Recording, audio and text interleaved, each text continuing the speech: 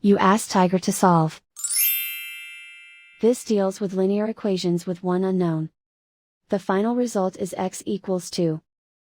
Let's solve it step by step. Simplify the expression.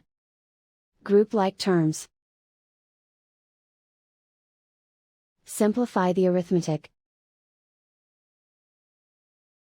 Group all x terms on the left side of the equation.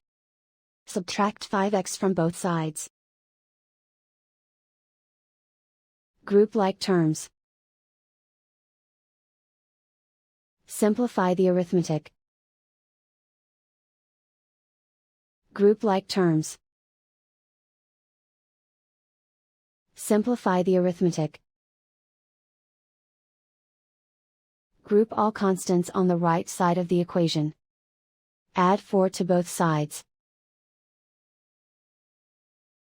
Simplify the arithmetic.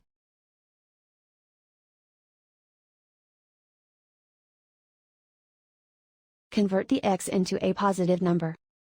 Multiply both sides by -1. Remove the ones.